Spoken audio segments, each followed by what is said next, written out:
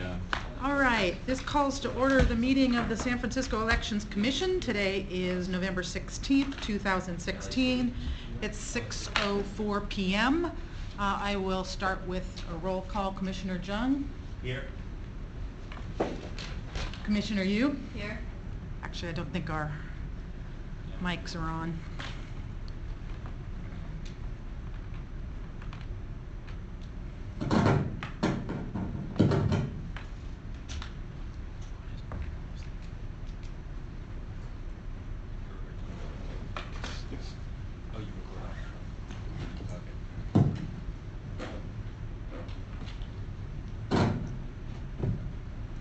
Testing.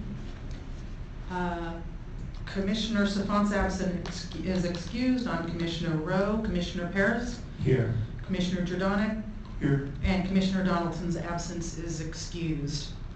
Also with us are Deputy City Attorney Andrew Shen and Director Arntz.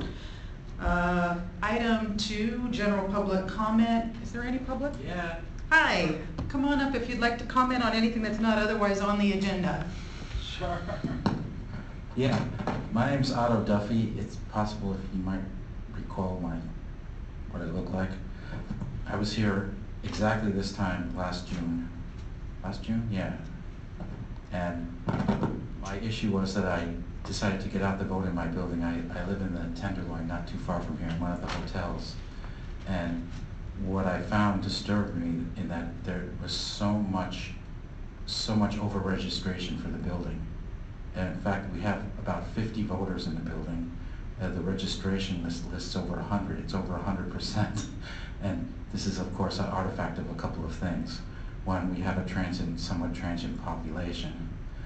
And so that is going to increase, probably for the whole Tenderloin neighborhood, increase the amount of people on the ballot that have moved or in many cases passed away. Particularly in the Tenderloin, we have a high mortality rate. And then the other one is, as you all know, the powers that be get very nervous when you try to cull the voting rolls too aggressively, because then there's the possibility that you're starting to deny people the vote, and you get into that whole controversy. So since it's been a year now, I've thought about it a little bit, the issue, and why it is that all of these people are still on the rolls. And I believe the process is if a voter does not vote in a 4-year cycle, that you send them a card, and you expect to get the card back, and if you don't, then they're supposed to go on the inactive voter list, and then I'm not sure exactly how long their name stays on that list, but there would presumably be a second point at which you then remove their name from the list completely. Well, this is not being done, or it's not being done very well in the Tenderloin, and there's a couple of things. It opens up the possibility for fraud, and I know you people are thoughtful people, and maybe you don't think to the dark side, but I'm out there in the neighborhood, and I get involved in the partisan politics of the times. And I know that some of my my fellow activists go a little more aggressively, pushing voters to vote in a particular way or not. I'm not quite as aggressive as they are. But just, offhand, if you think about if you wanted to commit fraud, where would you do it? Well, you would go exactly to my neighborhood, the Tenderloin, where there's this huge group of people who are, this huge, who knows who's on the voter rolls? Apparently no one's watching it. Or possibly maybe Chinatown, I would be the second one where I guess you would do that kind of thing. And I don't think, the thing about fraud is everybody says there's no fraud, but I think in my experience, what you have to look at is the very, very close elections where there's a lot of money on one side of the election, on the forces that be, and not so much on the other side. These happen very rarely, and it's a very close election, and 100 votes or 1,000 votes might tip the ballot, the balance. So those were the ones, and I just don't know what goes when it gets that close. I was in a campaign in District 5 where we were hoping to get within 100 votes. I was on appears to be the losing side of that one. We didn't get that far. So, what I've thought about, and I hope, all right, what I've thought about it, I promised to give Director the list of the vote in my building, but the problem is a lot bigger than that. Victor Wang, we finally got him to, Victor Wong, the guy running for judge, we finally got him to come to a neighborhood meeting, and he said, the reason that Tenderloin gets treated badly downtown is because nobody votes. You have such a low voter turnout, and that's an artifact of the fact that there are so many names on the register that aren't But hold on a existing. second, did you, so last time you were here, you said that you would get that list to the department. I have not. Is that what you did? I'm working on that. Then what is it exactly that you're asking This is us to a do? systemic problem. I know, but what is it exactly that you're asking us to do? I would ask you, and I'm going to go to other decision makers, the Board of Supervisors, that we consider having a position in the election department that specifically deals with voter registration. We used to have someone called the Registrar of Voters, which was Director Arndt's old position, but it could be a position under Director Arndt's called the Registrar of Voter that very specifically deals with carefully with the issues of who's on the voter rolls in a careful, thoughtful way. Thank you. Thank you. Is that good? Anybody? Thank you. Okay. Okay, that was item 2, general public comment on items not otherwise on the agenda. Any other public comment on item 2? Seeing none, we'll move on to item 3, approval of the minutes for the October 19, 2016 meeting. Can I have a motion? I move to approve the minutes.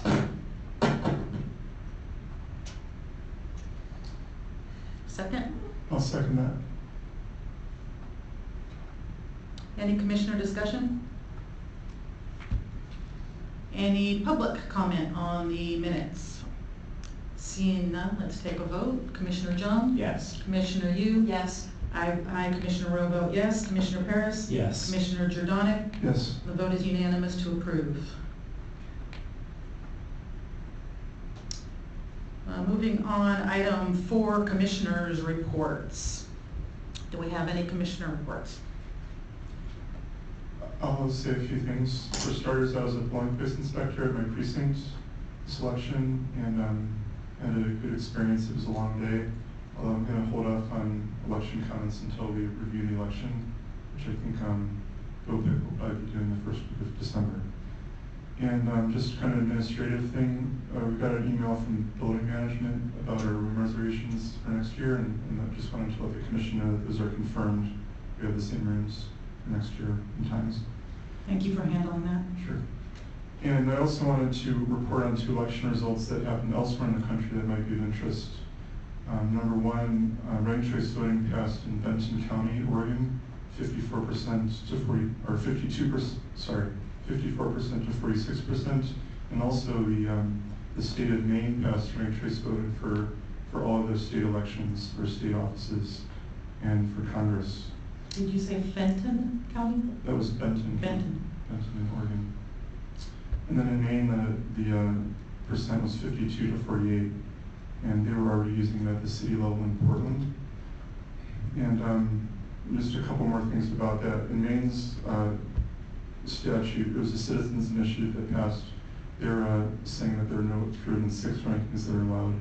And I've heard through the grapevine that their Secretary of State's office may be reaching out to San Francisco's department just to maybe seek advice as they collect information about implementation. And they're going to be starting their first election in June 2018.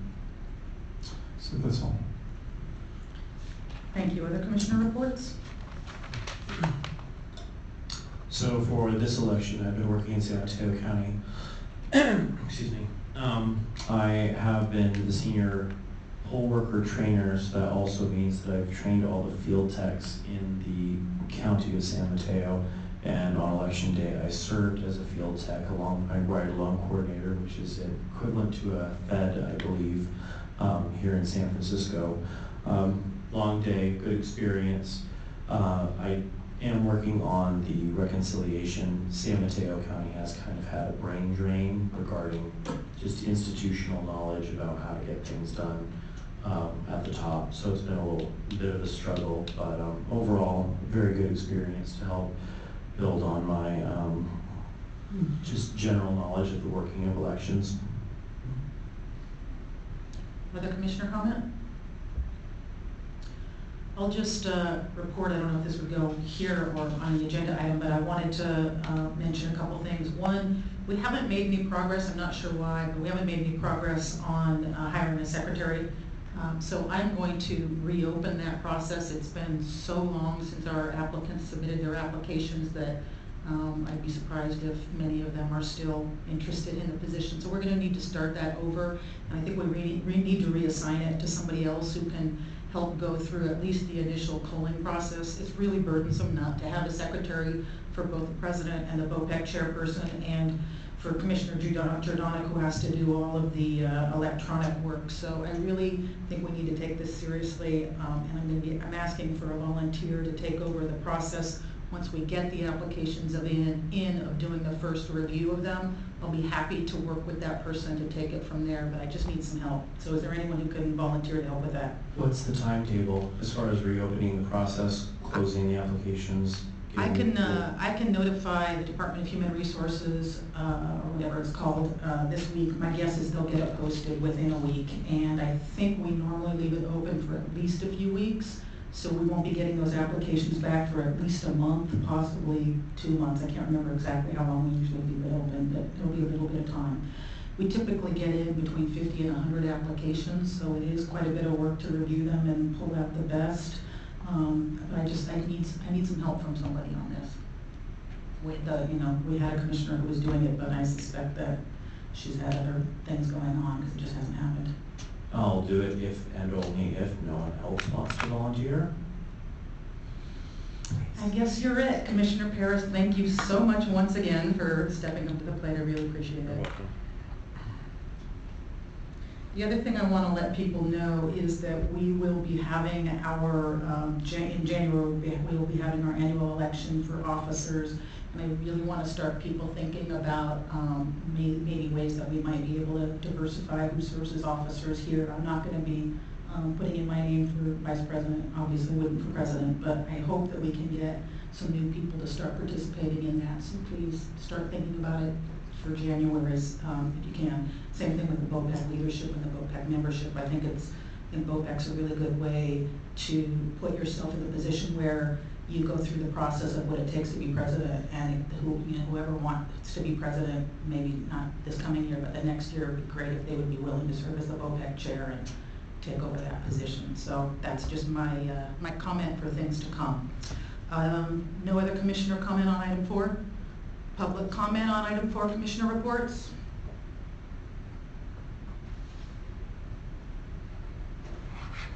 Item 5, director's report. Okay. I didn't submit a report. I'm sorry about that. Perfectly understandable. You've been very, very busy. Just some notes I wrote up. So this election is probably going to be the highest number of people voting in the city's history. The turnout will be in the upper 70s, maybe low 80s. So it'll be the second highest turnout we've had since November 1968. The highest turnout since 68 was the November 2008 election.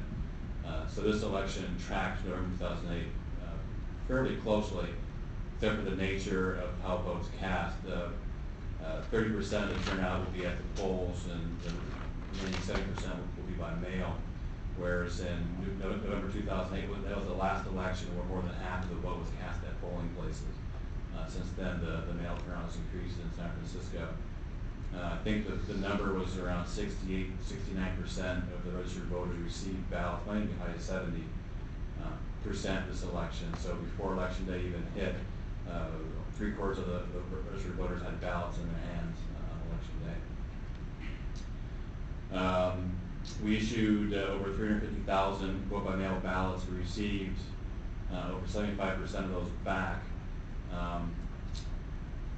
Right now, I think we're at, we bring a results report, I think we're at 200-some thousand returned. We still have around 37,000 more vote-by-mail ballots to process. Since this was a 4- and 5-card ballot, even though we have 37,000 ballots, vote-by-mail ballots to count, doesn't mean we just haven't been counting anything. So far today, we actually increased the 1 million card process mark. So today we officially processed the second most ballots in the city's history. We processed more than 1 million cards because it's a 4- and 5-card ballot. And by the time that we're done, with this election, will process nearly 1.3 million ballot cards, which will actually be in excess of 2008. We had 17,000 people come to City Hall to cast ballots. That's the second highest number in the city's history. Again, only second to November 2008 when 19,000 people. So 3.3% of the registration base actually came to City Hall to cast the ballot for this election.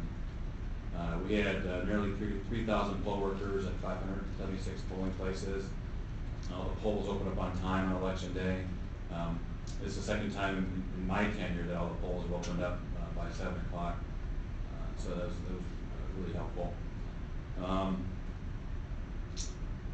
See, we're still working 13, 14 hours a day processing cards. We work 24 hours for 3 days, starting election day, going into Friday, and we've been working at least 12 to sometimes even 18 hours to get through all the ballots that come back to us. We expect to get the ballots processed by next Wednesday, hopefully Tuesday, maybe into next Wednesday for some that we have to bring back for review. That would just be very small numbers. We plan to do the drawing for the 1% next Tuesday, so hopefully we'll get the cards done. And then do start the 1% on the 28th in the warehouse.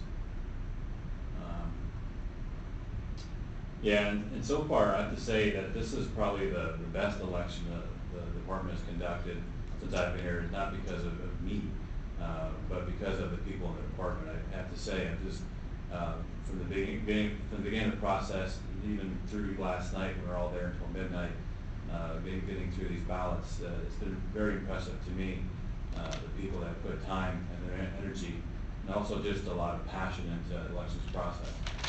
So I think that, at least in this instance, I'll come back at it again with my formal report.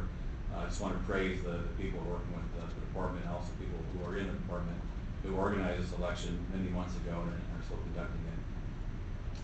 Then the last note I want to make is, if you look at the results page on our website, you'll see that we have a lot of reports up there. The daily issuances of those reports in different formats, different information. I really would like for the commissioners to go to other local counties' websites and look for their results and compare it to what San Francisco issues. And I think you'll be impressed by the amount of information that's issued on a daily basis from this county, whereas many counties don't even issue maybe more than twice a week. And it's only one just summary report, there's no breakdown. So the level of information we provide is far higher here in San Francisco than I think any county in the state. So that's just what I wrote before I came up here. If you have any questions, I can take. Director Arns, is there anyone in particular or anything in particular that stands out for you as praiseworthy? You said that there was a lot of passion put in by staff into this elections process. Anything you want to call out and commend? Oh, every instance. It's not just one. From the ballot processing, forward for recruiting and training, the election day support, the field support, the warehouse, organization of materials. I mean, every step of the way, people have pulled their weight more to get this election organized and conducted, I think, in a very organized manner.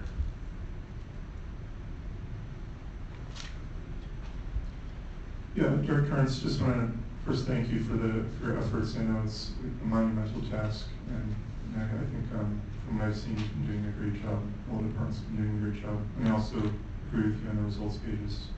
Really appreciate all the information. And I've been checking the results each day to see how they changed. I mean, one question I had about that actually was just kind of curious, like what the number of vote by mail ballots that are processed each day, does that tend to remain kind of the same, or is there like a ramp up at the beginning and then it kind of trickles down at the end? Or speak to that at all? Well, it just depends on what we have at hand. So in the beginning, there's less to process, then there's, of course, more comes in on election day. Then there's a shift because we have to use one area for multiple processes. So there's a breakdown of one process and start with another. Then people have to be reassigned and trained. So after election day, there's usually a few days where numbers reported are less than what we're going into election day, and then they'll start to pick up. But then what slows the reporting also is just the processing to get the ballots into the tabulator. So, yeah, so there's ebb and flows to it. Election day, usually people are signed elsewhere, and then after election day, you have to organize the materials, and then it'll pick up after that. And it'll slow down again as we go into next week.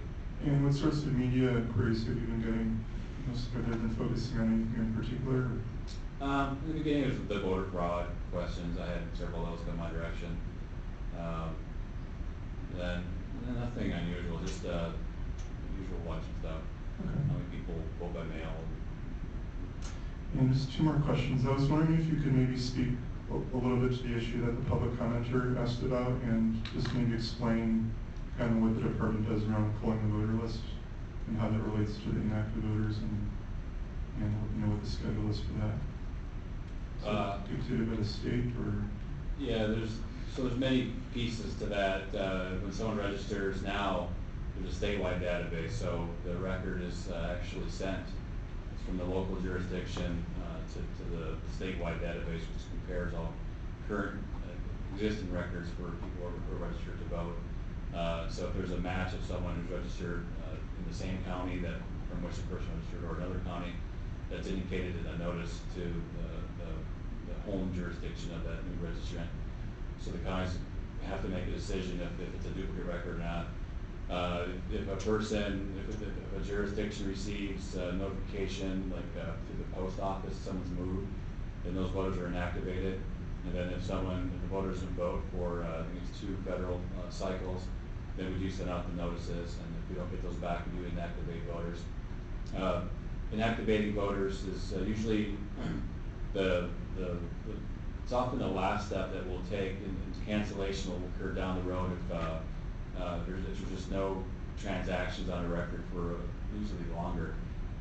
Because as the speaker said, there is a preference not to cancel voter registrations, but inactivate them. Because people, like we saw that this election, we saw it in November 2008. Some folks just don't vote unless it's the presidential election, and they choose which one they're going to vote at. And they haven't moved, they haven't voted, they haven't changed the information. So if they were canceled, since they're not engaged in the process, if they show up to vote, they wouldn't know what to do. That'd be a challenge for them.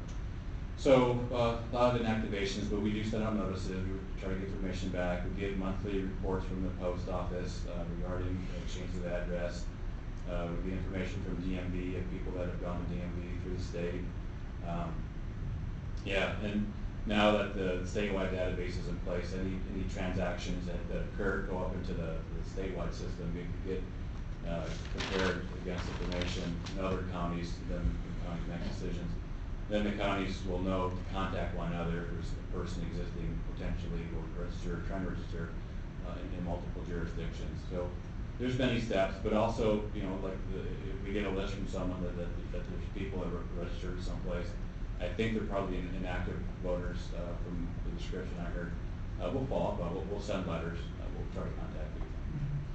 Okay, and then lastly, I noticed on the Board of Supervisors agenda for October 25th, there was an ordinance to extend the Dominion contract. I was wondering if you could just speak about that a little bit. Right, so you saw the introduction to the contract amendment, so it's on the 30-day rule, so it has to be held for hearing at, this version will go to budget. The amendments have gone to rules and passed. So this one will go to budget, and I actually got notice, I think it was on election day, I didn't see it. If you wanted to have it heard on the 30th, I missed the reply until this week, so it'll go on the 7th, December 7th, we'll have the first hearing. Okay, thank you. Other commissioner questions or comments? Yes, I want to know for this election, since it was such a big election and we expected that, are there any lessons learned? Things like, well, we had this kind of volume and we approached this the right way. Other things that we said, wow, we really messed up on.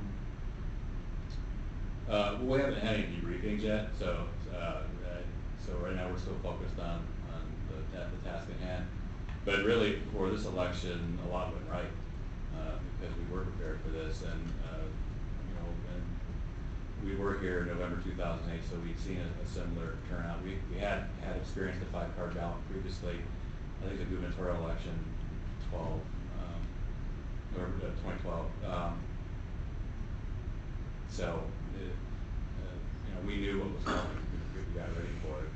So, no, I think that's what I was. It's one thing I'm trying to convey with the last statement in our report. A lot did go right, and just you know, there is no outstanding issue of concern about how the department ran the election. And again, this is the most people voted ever in the city's history. If there had been a systemic issue, we would have heard about it. You know, if there had been a drop ball along the way that was significant, other than just the process didn't work right for a person or a group or something we couldn't fix, it'd be known. So yeah, I think it's actually a rather impressive effort overall. With the remaining ballots that are out, are there any chances that any of the election results could change? Of course. Do you anticipate that any of the election results will change? The only time I predict is when I certify the election at the end.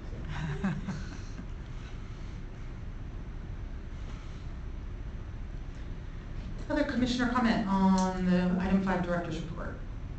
Oh, one other question. You said the voting center percentage was 3.8. Is that a new record? No, 3.3 I think. 3.3, excuse me. No, 08 was higher. Oh, wait, was Like by 0.4%.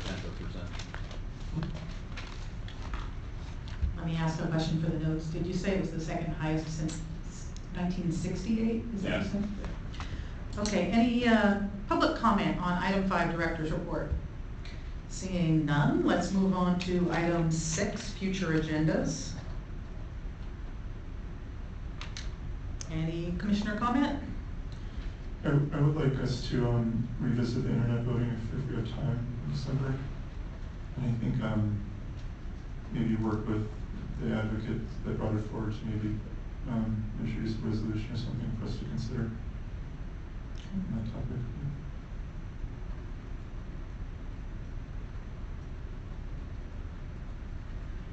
Anyone else have any comments on item 6? Public comment, future agenda items? Okay, we are adjourned. The time is 6:31. Thank you, everyone.